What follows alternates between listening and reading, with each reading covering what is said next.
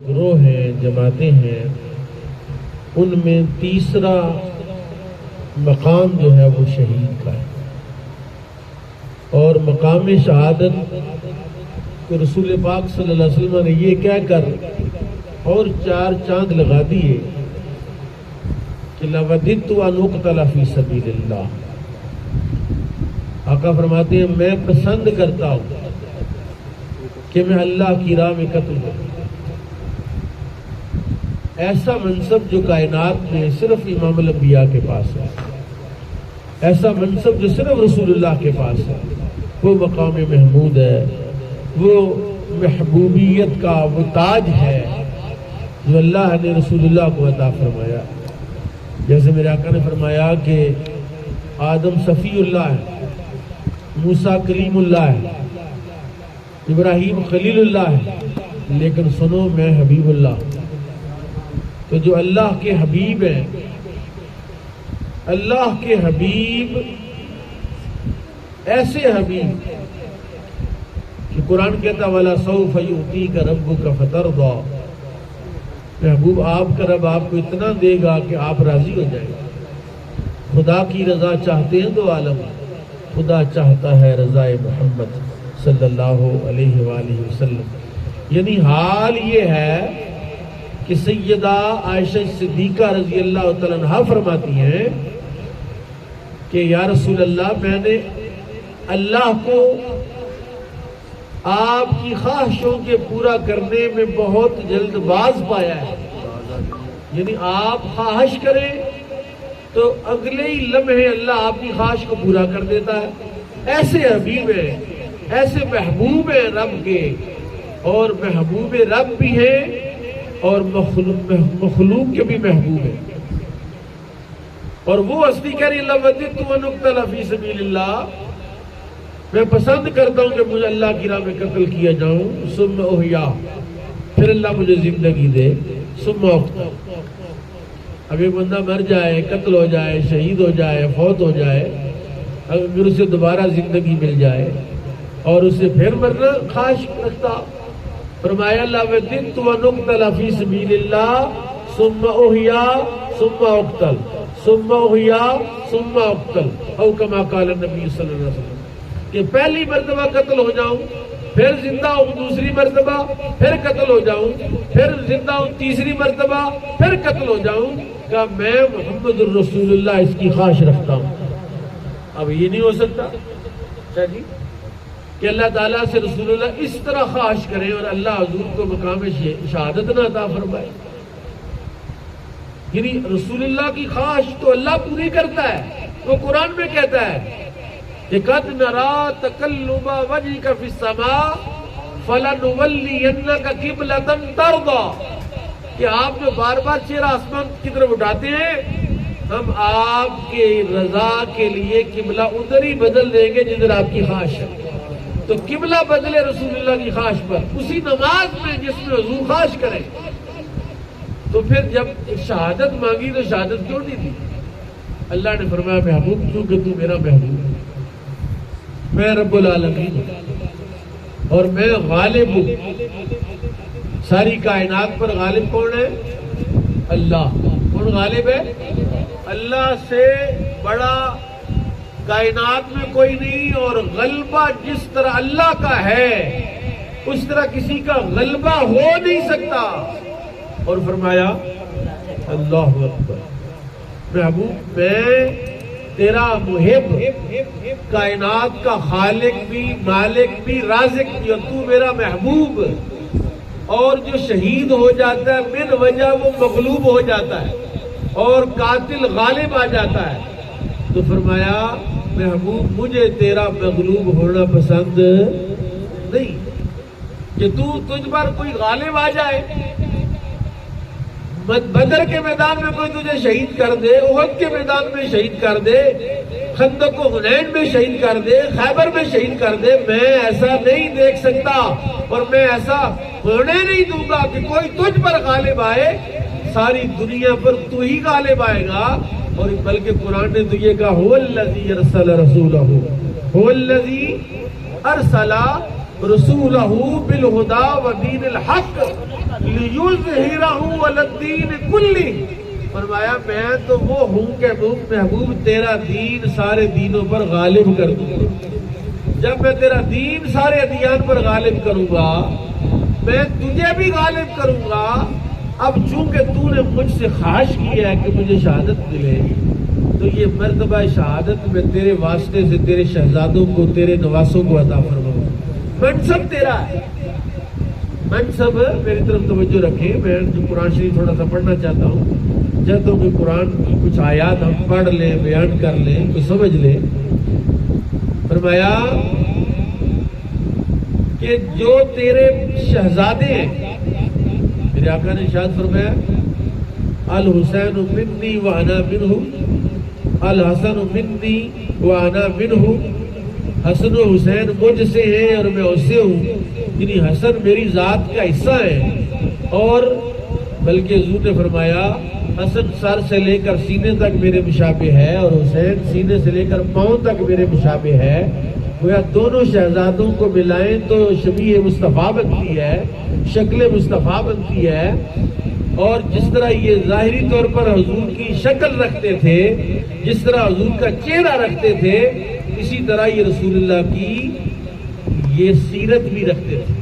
اسی طرح یہ رسول اللہ کا کردار بھی رکھتے تھے. اور پھر میں بات کروں گا لیکن پہلے یہ مسئلہ سمجھا لوں کہ شہید جب کوئی ہوتا ہے تو شہید کے شہید ہونے پر خوش ہونا چاہیے کہ رونا چاہیے. یہ ذرا آپ سمجھیے اس مسئلے کو. اور اگر میں یہ مسئلہ سمجھانے میں کامیاب ہو گیا تو میں سمجھوں گا آج کے درس قرآن کا مقصد پورا ہو گیا. اللہ کہتا ہے وَلَا تَحْسَبَنَّ الَّذِينَ قُتِلُوا فِي سَبِيلِ اللَّهِ أَمْوَاتٌ. اللہ کی راہ میں قتل ہونے والوں کو مردہ گمان نہ کرو. نہ گمان کرنا ہے. سورہ بقرہ فرمایا وَلَا تَقُولُوا لِمَن يُقْتَلُ فِي سَبِيلِ اللَّهِ أَمْوَاتٌ. اللہ کی راہ میں قتل ہونے والوں کو مردہ نہ کہو. نہ مردہ کہہ سکتے ہیں نہ مردہ سمجھ سکتے ہیں. پھر کیا کر سکتے ہیں؟ نہ سمجھ سکتے ہیں مردہ. اور اگر کسی نے کسی شہید کو مردہ کہہ دیا کیا ہوگا؟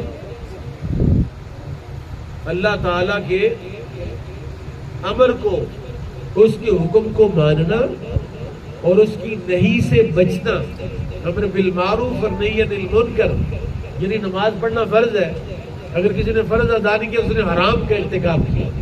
اللہ نے کہا شراب نہیں پینی تو شراب پی لی تو اس نے حرام کا ارتکاب کیا.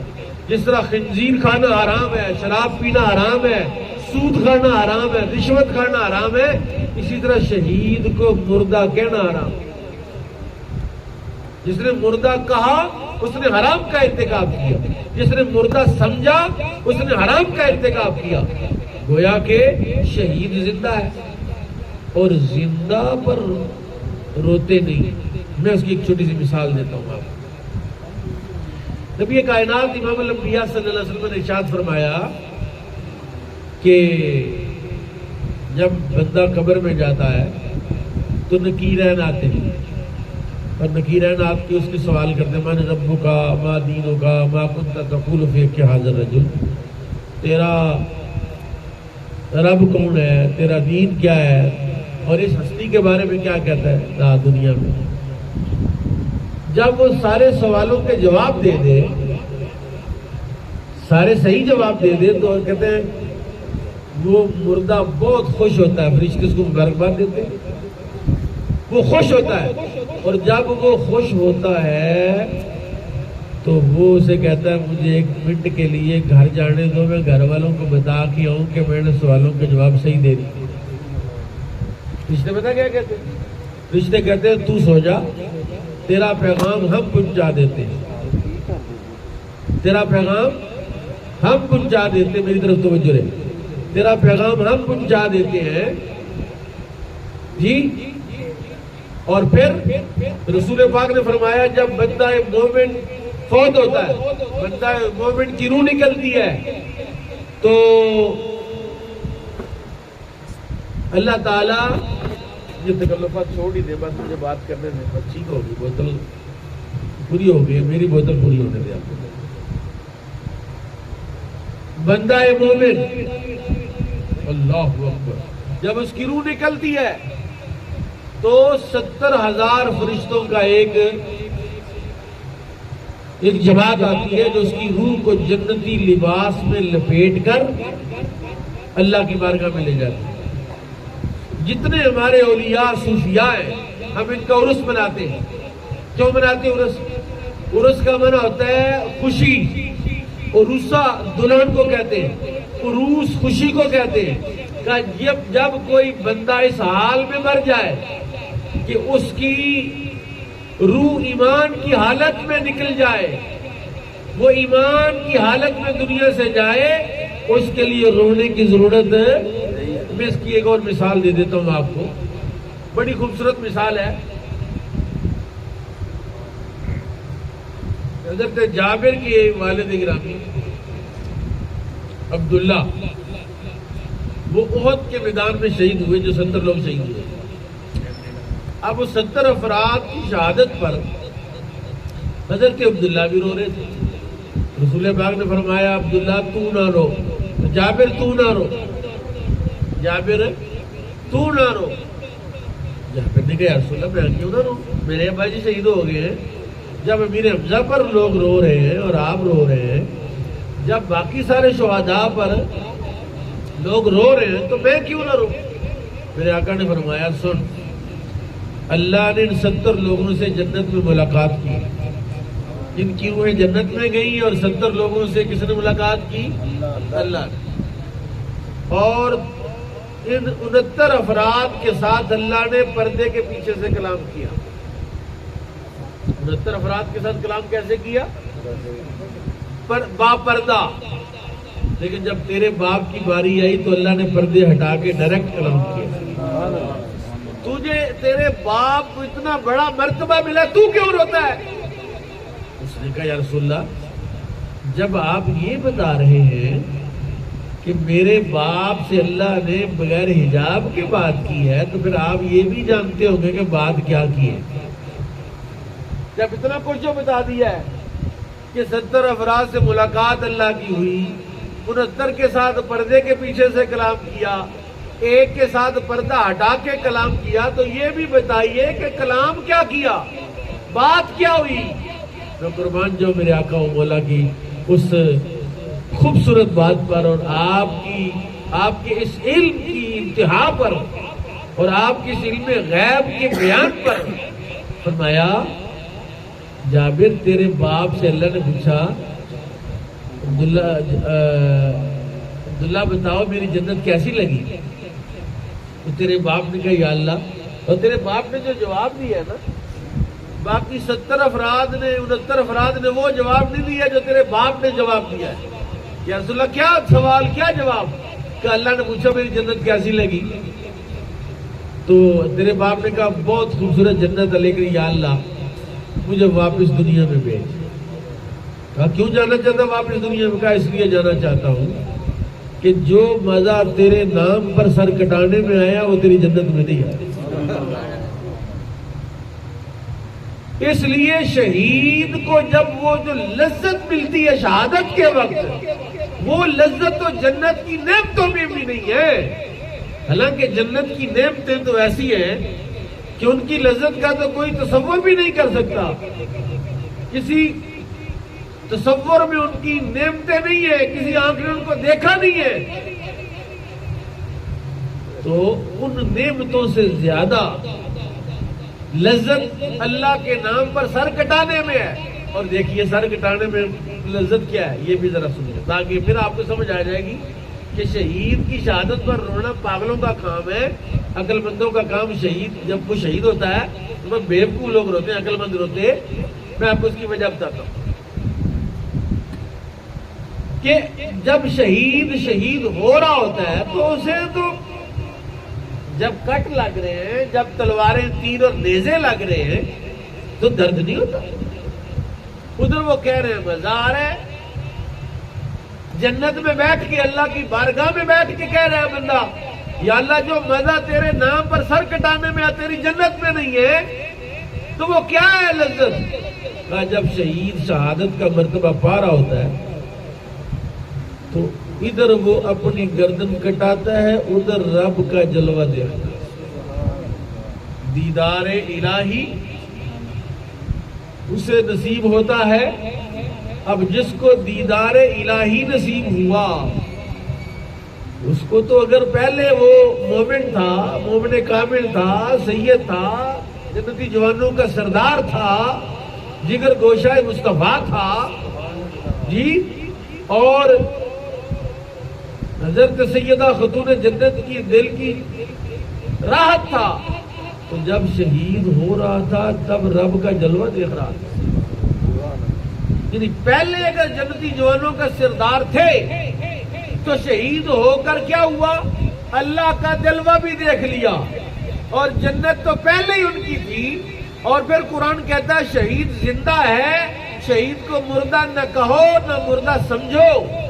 اور محرم الحرام کے پاکیزہ حالات میں اور پاکیزہ ماحول میں ہم یہ بات کہہ سکتے ہیں کہ نبی کائنات امام الانبیاء صلی اللہ تعالی علیہ وسلم کی جو محبت ہے حسنین کریمین کے ساتھ، وہ محبت تو محبت پدری ہے، جیسے باپ کی محبت اپنی اولاد کے ساتھ ہوتی ہے، ورنہ شہید کا جو مرتبہ شہادت ہے اس پر رونے کی ضرورت ہے۔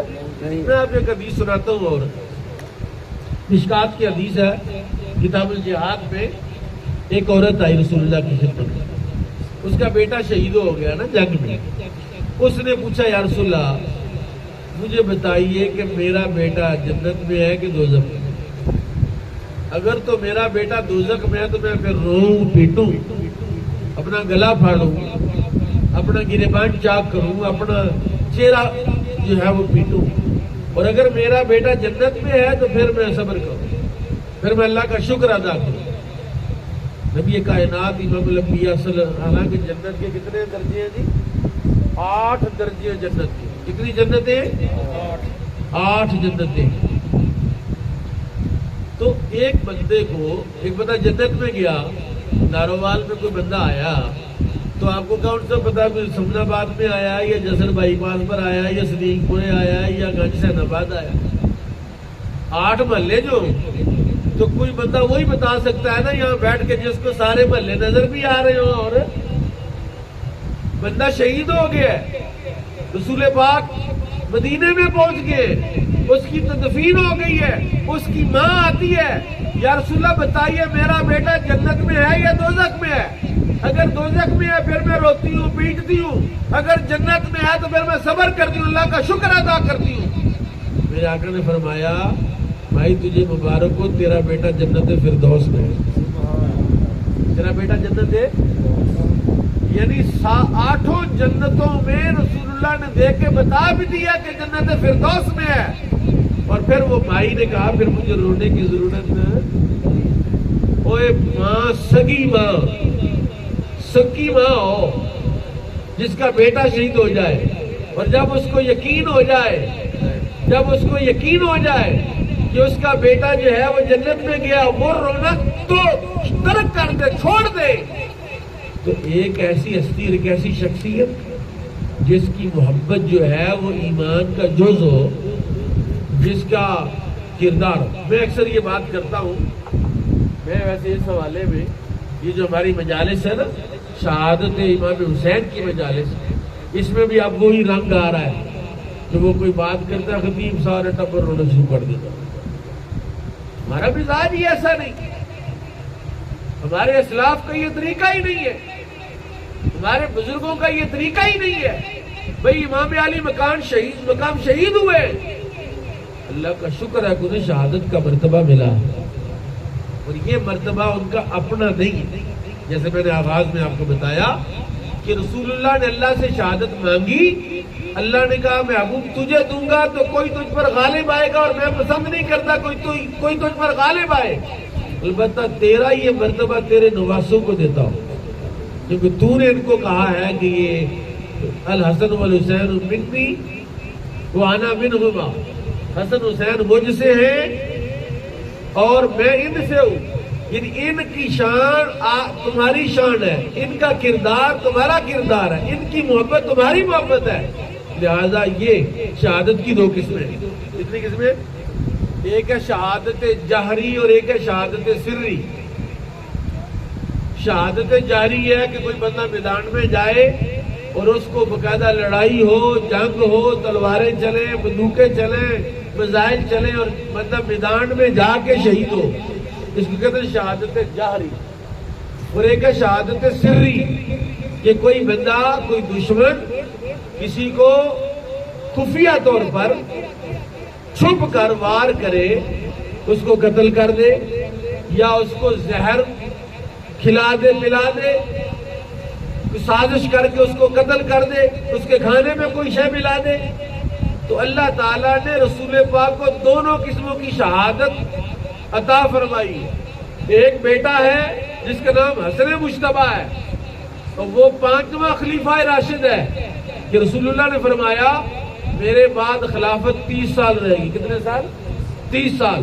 اور تحقیق یہ ہے کہ 29 سال 6 ماہ ہوئے تھے کہ مولا علی شہید ہو گئے، 30 سال پورے نہیں ہوئے، اور وہ جو 6 ماہ رہ گئے تھے ان 6 ماہ میں خلافت راشدہ کی تکمیل جو ہے، خلافت راشدہ کا تتمہ حضرت امام حسن مجتبیٰ نے پورا کیا ہے۔ تو خلفائے راشدین 4 نہیں ہے، کتنے ہیں؟ 5 خلفائے راشدین ہیں۔ حضرت امام حسن مجتبیٰ کو جو 6 ماہ کا اعزاز ملا ہے کہ وہ جو رسول اللہ نے کہا میرے بعد خلافت 30 سال رہے گی، وہ 30ویں سال کا جو 6 ماہ کا عرصہ ہے حضرت امام حسن نے پورا فرمایا ہے۔ وہ حسن جس کو زہر دے کر، جس کو زہر کھلا کر، جس کو زہر پلا کر شہید کیا گیا۔ اور یہ عجیب بات میں آپ کو بتاتا ہوں کہ 3 بار زہر دیا گیا۔ کتنی بار؟ پہلی مرتبہ زہر دیا تو آپ کو ہوش تھی، آپ نے کہا کسی طرح اٹھا کے مجھے روضہ رسول پر لے جاؤ۔ انہیں اٹھایا جلدی سے اور نبی پاک کی قبر انور کے پاس لے گئے۔ انہوں نے قبر انور کی مٹی تھوڑی سی منہ میں رکھ دی، زہر کا اثر ختم ہو گیا، اللہ نے شفا عطا فرمائی۔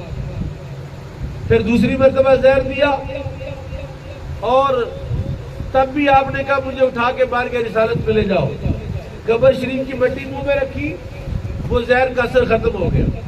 اب تیسری مرتبہ ان ظالموں نے اتنا شدید زہر دیا کہ آپ کی آنتڑیاں کٹ کٹ کے جو ہیں وہ خارج ہو گئی۔ اور حضرت امام حسین نے پوچھا کہ بتائیے بھائی جان آپ کو زہر کس نے دیا ہے؟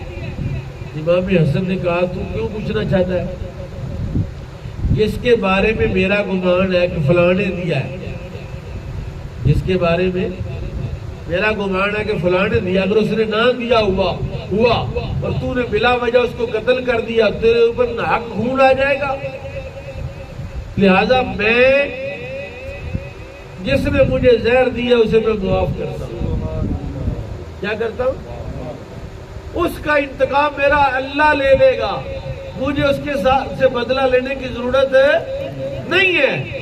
اور ایک نواسہ رسول کی شان بھی یہی بنتی ہے کہ وہ اپنے دشمنوں کو معاف کر دے۔ میں آپ کو ایک اور بات امام حسن کی بتا دیتا ہوں۔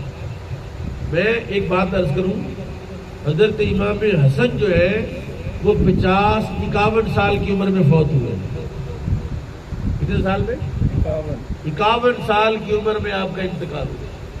امام حسین کا جو شہادت ہے یہ 53 سال یا 54 سال، 54 یا 53 ایئر یہ ایج ہے ان کی۔ ہمارے شاہ جی ہے ماشاءاللہ عالم دین ہے، حافظ ہیں، عالم ہیں، قاری ہیں، امام ہیں، آخر آپ کو کوئی مسئلہ بتاتے ہی ہے نا، کوئی خدمات ہے یہ کتنی عمر ہو جائے؟ 29 سال۔ ان کی 29 سال عمر ہے، عالم دین بن کے ایک مسجد میں امامت کے فرائض سر انجام دے رہے ہیں۔ تو بتاؤ جس کی عمر 50 یا 51 سال ہوگی اس نے کوئی خدمت نہیں کی؟ نہیں، آپ سمجھے نہیں نا بات کو، آپ تھوڑے سے پریشان ہیں۔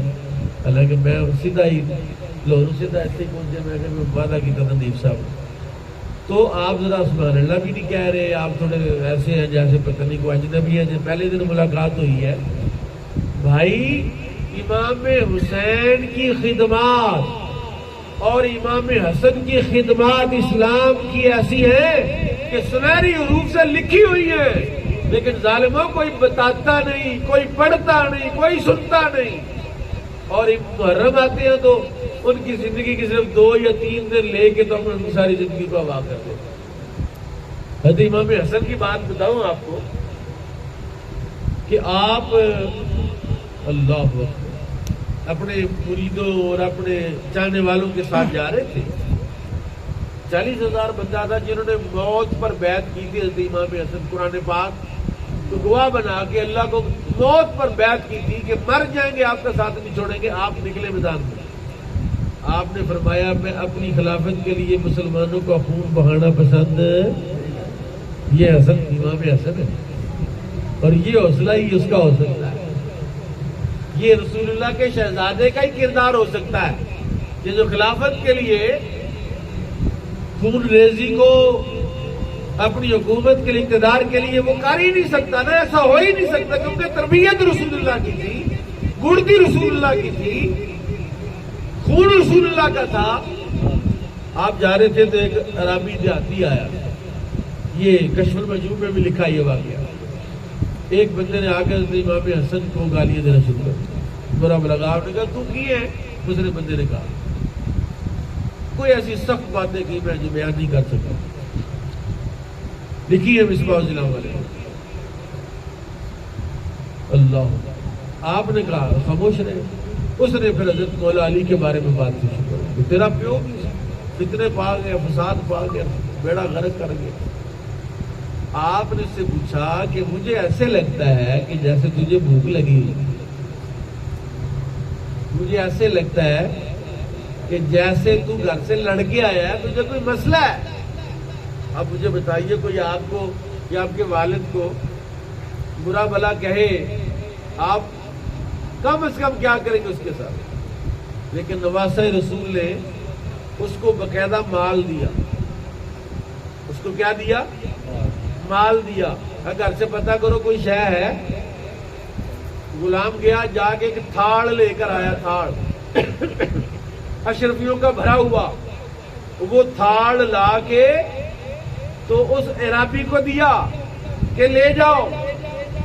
اور اس نے آگے سے جو کام کیا، جو بات کی، بڑی لاجواب بات تھی. ادھر آ جائے. اس نے کہا نہیں، میں بے ادب گستاخ نہیں. میں کون ہوں؟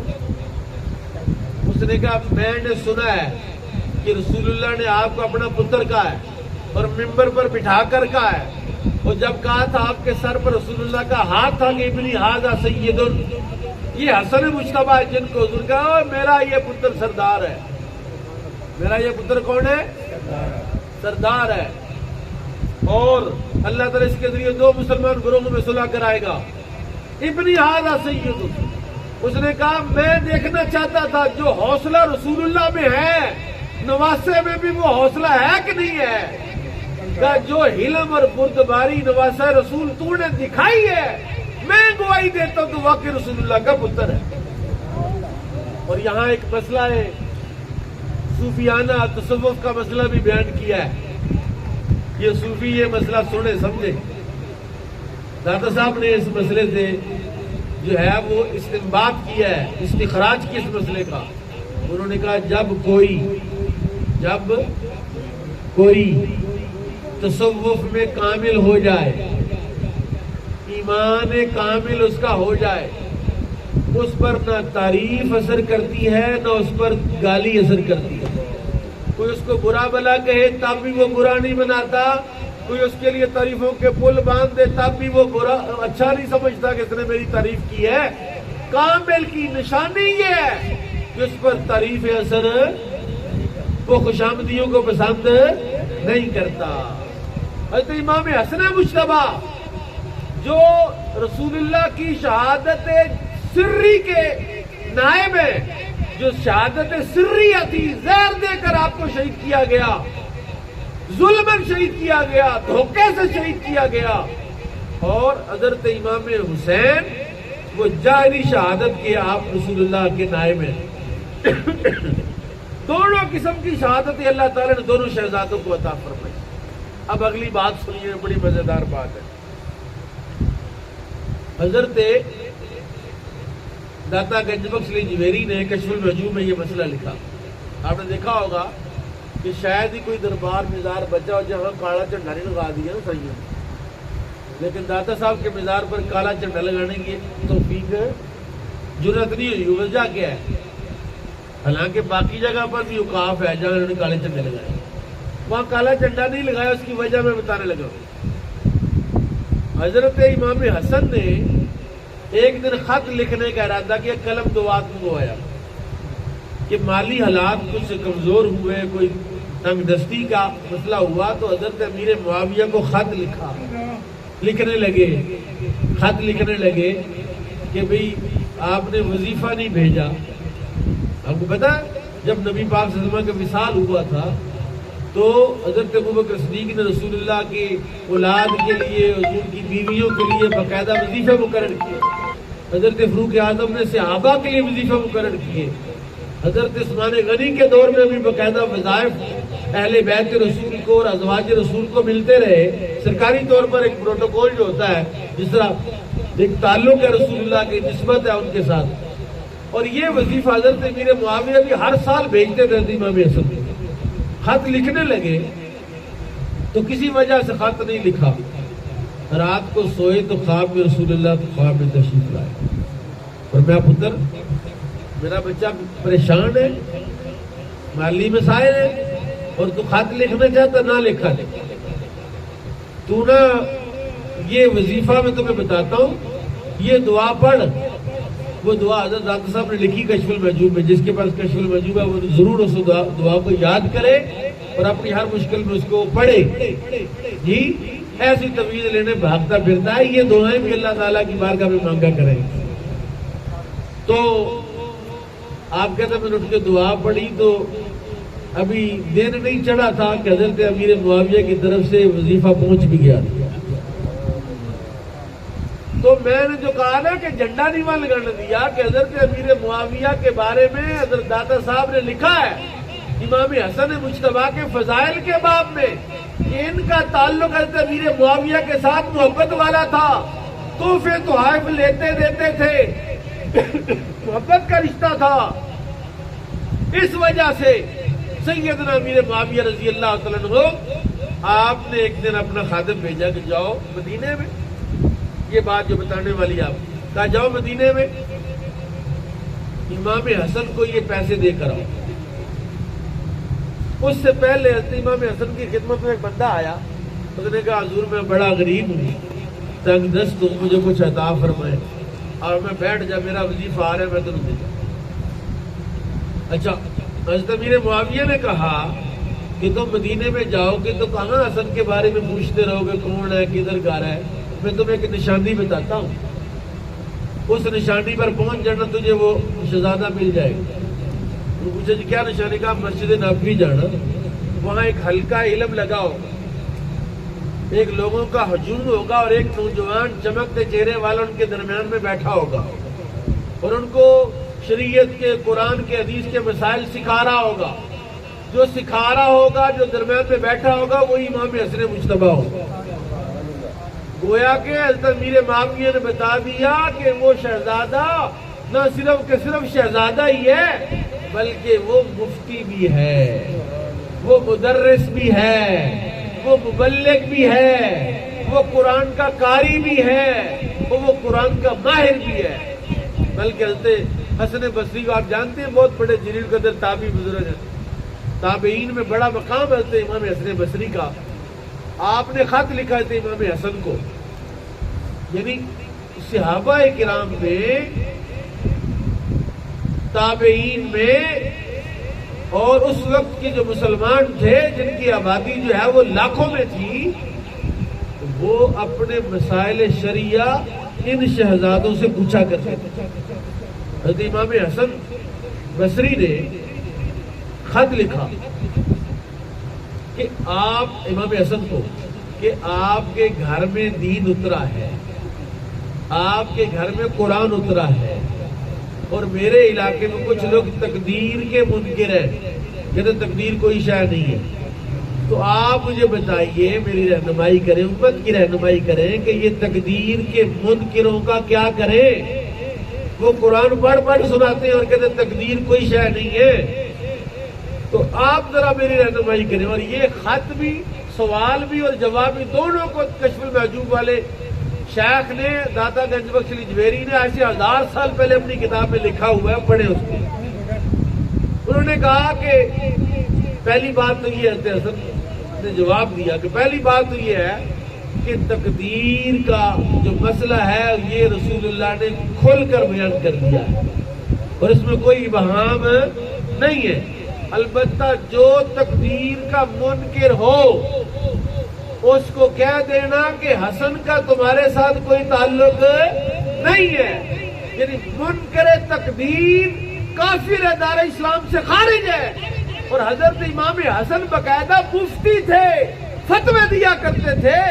ظالموں صرف جلسہ شہادت کر کے تو اسنادوں کو فارغ کر دیے. تم کتنی زیادتی ہے کہ محرموں کا مہینہ آتا ہے تو صرف شہادت کانفرنس کر کے، اور ان کی 50 سالہ زندگی کی تعلیمات، قرآن کی خدمات کیوں نہیں بیان کرتے؟ جب غزالی نے خدمت کی ہے، فخر رازی نے قرآن کی خدمت کی ہے، سیوطی نے خدمت کی ہے، باقی لوگوں نے خدمت کی ہے، وہ تم بیان کرو. اور جو رسول اللہ کے شہزادے ہیں ان کی خدمات کا تم تذکرہ ہی نہ کرو. یہ سراسر زیادتی ہے اور یہ سراسر ظلم ہے. اور میں حضرت امام حسن کا نام اس لیے زیادہ لے رہا ہوں کہ ہمارے ہاں باقاعدہ طور پر امام حسین کا جلسہ اور امام حسین کی شہادت منائی جاتی ہے. حضرت امام حسن کا تذکرہ کم کرتے ہیں، امام حسین کا تذکرہ زیادہ کرتے ہیں. کیوں بھائی؟ جس طرح حضرت امام حسن کا مقام امام حسین سے زیادہ ہے،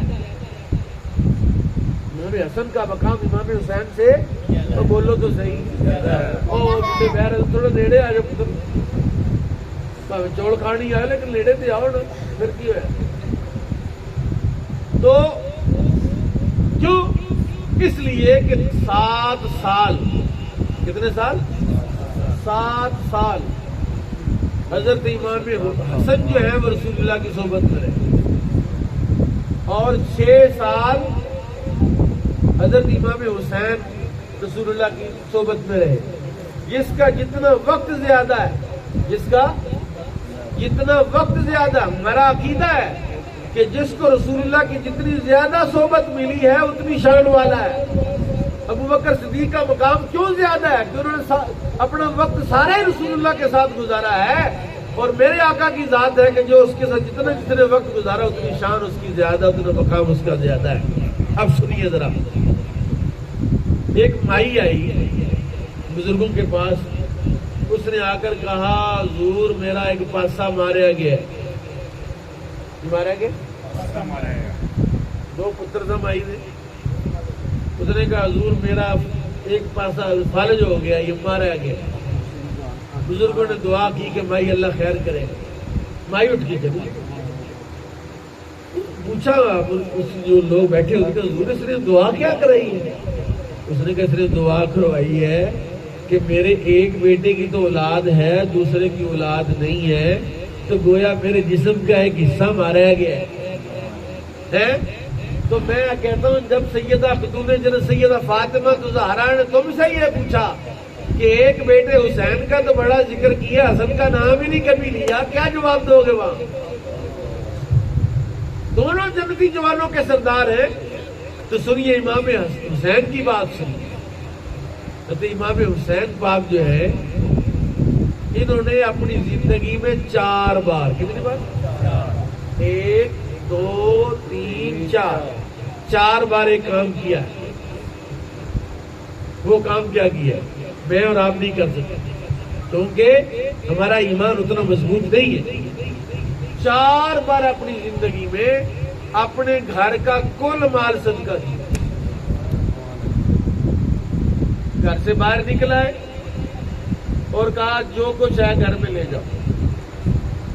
سب کچھ لے گئے، جو برتن تھے، جو کپڑے تھے، ہر چیز لٹا دی. اور پھر اندر گئے خود، کیونکہ شہر ہے تو نہیں گئی. دیکھا کہ کھونٹی کلی تھی جس پر کپڑے لٹکائے وہ بھی اتار کے دے دیا. 4 بار. جو امام حسین سے محبت کرتے ہیں میں کہتا ہوں انہوں نے 4 بار کیا تو زندگی میں 1 بار ہی کر دو, چلو پتا چلے کہ سچے عاشق حسین ہیں. سچے عاشق حسین وہ ہیں کہ جنہوں نے جب جان قربان کی ہے تب بھی وہ سجدے کی حالت میں تھے, اور نماز کے قضا کرنے کا تصور تو رسول اللہ کے خاندان میں تھا ہی نہیں, بلکہ اضافی نمازیں پڑھی جاتی تھی, اضافی قرآن پڑھا جاتا تھا. بلکہ میں آپ کو کہوں کہ امام حسین نے جو نیزے پر قرآن پڑھا اس کی وجہ کیا ہے؟ اس کی وجہ یہ ہے, حضرت خواجہ بختیار کاکی کے بارے میں سنا ہے کہ انہیں 15 سپارے زبانی حفظ تھے بچپن میں.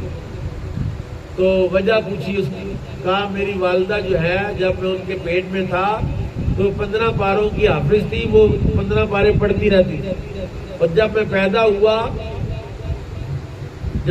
ہوا تو میری ماں دودھ پلاتے ہوئے وہ قرآن پڑھتی تھی, اس لیے 15 پارے مجھے یاد ہیں. آمین شروع کرائی نا, جب بسم اللہ شروع کرائی تو قاری صاحب نے کہا پڑھو بسم اللہ الرحمن الرحیم. انہوں نے بسم اللہ پڑھی تو 15 سپارے قرآن شریف پڑھ دیا. 15 سپارے تو میں آتے ہیں, کہا میری ماں پڑھتی تھی مجھے آتی. اگر خود بختیار کاکی کی ماں 15 پارے پڑھے تو بختیار کاکی کو 15 پارے حفظ ہو جائے بچپن میں, تو سنو اس ہستی کا نام کیا مقام ہوگا. حضرت مولا علی جو ہے وہ انہوں نے ایک دن حضرت سیدہ خاتون جنت سے کہا, یا فاطمہ میں تو جب قرآن شروع کرتا ہوں, قرآن پڑھتا ہوں, تو گھوڑے کی ایک رکاب میں پاؤں رکھنے سے پہلے تلاوت شروع کرتا ہوں, اور دوسری رکاب میں پاؤں رکھنے تک قرآن ختم ہو جاتا ہے. آپ رسول اللہ کی بیٹی ہیں تو آپ بتائیے کتنی دیر میں قرآن ختم کرتی. اب سیدہ خاتون جنت نے کہا مجھے ٹائم کا تو پتہ نہیں, لیکن جب میں چکی پیستی ہوں تو میں وہ دانے چکی میں ڈال کے تو تلاوت شروع کرتی ہوں, اور چکی کا چکر پورا نہیں ہوتا تو قرآن ختم ہو جاتا.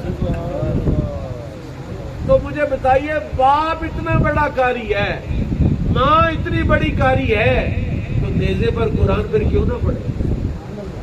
اب یہاں نہ باپ قرآن پڑھنا جانتا ہے نہ ماں قرآن پڑھنا جانتی ہے. ان کو مینار پاکستان پر بھی چڑھاؤ تب یہ قرآن نہیں پڑھیں گے, کیونکہ تم خود قرآن نہیں پڑھتے. ہمیں چاہیے کہ ہمارا تعلق جو ہے, اگر تعلق امام حسین کے ساتھ ہے, اگر محبت امام حسین کے ساتھ ہے تو ہمیں قرآن کا قاری بننا پڑے گا. اگر شہادت یا محرم جو ہے بنانا ہے تو وہ قرآن کی تلاوت کے ساتھ بنایا جا سکتا ہے. اور پھر حضرت امام حسین علیہ السلام کی زندگی کے بارے میں جو اہل سنت کا موقع ہے, اسلام آباد میں ایک بہت بڑی کانفرنس تھی, مجھے بھی انہوں نے بلا لیا. ڈسٹرکٹ ناروال کی نمائندگی کے لیے میں گیا, بڑے وہ آئے ہوئے تھے, وہ جو تمام مسالک کے لوگ تھے. میں نے انہیں کہا یار میرا ایک سوال ہے, بس میں زیادہ ٹائم نہیں لیتا کیونکہ وہاں ٹائم بھی 2-4 منٹ میں اپنی بات پوری کرنی ہے. میں نے کہا صرف مجھے یہ بتائیے, اگر واقع کربلا نہ ہوتا تو کیا امام حسین علیہ السلام کا کردار یا آپ کی خدمات کوئی ایسی ہیں کہ پھر بھی ہم ان کی یاد مناتے ہیں؟ یعنی اگر واقع کربلا نہ ہو تو پھر بھی امام حسین کی شان اتنی بلند ہے یا کربلا کی وجہ سے بلند ہوئی ہے؟ وہ کربلا کی وجہ سے بھی بلند ہوئی ہے. کربلا میں شہادت ملی ہے, اور شہادت بھی وہ ملی ہے کہ ادھر شہید ہو رہے تھے ادھر رب کا جلوہ دیکھ رہے تھے. اور جہاں تک بات رسول اللہ کے رونے کی ہے تو ہم اس رونے کا اکرام کرتے, ہمیں بھی رونا آتا ہے. اور یہی وجہ کہ ہم محرم میں کوئی شادی کرنا, کوئی خوشی کا فنکشن کرنا مناسب نہیں سمجھتے. ہم ناجائز بھی نہیں سمجھتے لیکن مناسب نہیں سمجھتے کہ یار ایک نواسہ رسول, اس کے ساتھ ظلم ہوا اور تاریخ کا ایک حصہ ہے, تو ہمیں اس کا تو اکرام کرنا چاہیے. اچھا ادھر ہم ایسا کرتے ہیں, اگر ہم شادی نہ کریں کہتے لو جی کانا سو تو خوشی ہونی چاہیے. ایک دوسری پارٹی بھی ہے. اچھا اگر ہم 10-12 ربیع الاول کو جلوس نکالے کہتے کانا جلوس, اس دن تو نبی پاک فوت ہوئے, تو جلوس نہ ادھر سکون ہے نہ ادھر سکون ہے. اور سکون صرف اس بات پہ ہے کہ اللہ کا محبوب بندہ جب اس دنیا سے جاتا ہے تو ایمان کی حالت میں جاتا ہے، تو اس دن اس کے جانے پر رونے کی ضرورت ہے۔ اب آئیے اس آیت کی طرف جو میں نے پڑھی، اللہ کہتا ہے وَلَا تَحْسَبَنَّ الَّذِينَ قُتِلُوا فِي سَبِيلِ اللَّهِ أَمْوَاتٌ، اللہ کی راہ میں قتل ہونے والوں کو مردہ گمان نہ کرو، بل احیاء عند ربهم يرزقون، بلکہ وہ زندہ ہے اور اللہ ان کو رزق دیتا ہے۔ وہ اللہ تعالیٰ رزق کیا دیتا ہے؟ ابھی ہم نے بوتل پی ہے، بچہ کہہ رہا تھا ہم نے بوتل پینی ہے، آپ نے کھاتے پیتے ہیں، یہ رزق ہے۔ تو شہید کو بھی اللہ کہتا ہے ہم یرزقون، اس کو کون سا رزق دیا جاتا ہے؟ شہید کو دیدار الہی کا رزق دیا جاتا ہے۔ رزق کھانے والا بھی ہوتا ہے، رزق دیکھنے والا بھی ہوتا ہے، رزق سننے والا بھی ہوتا ہے، رزق جو ہے وہ ٹچ کرنے اور جو ہے وہ محسوس کرنے والا بھی ہوتا ہے۔ اور جو شہید ہے اس کو ہر قسم کا رزق اللہ تعالیٰ اس کی قبر میں، اس کے مزار میں عطا فرماتا ہے۔ اللہ تعالیٰ حضرت امام حسین علیہ السلام کی شہادت کو قبول فرما کے آج کے دور میں جو ظلم ہے، زیادتی ہے، جو یزید آج کا یزید ہے، اس کے خلاف بھی ہمیں نکلنے کی توفیق عطا فرمائے۔ وما علیہ الا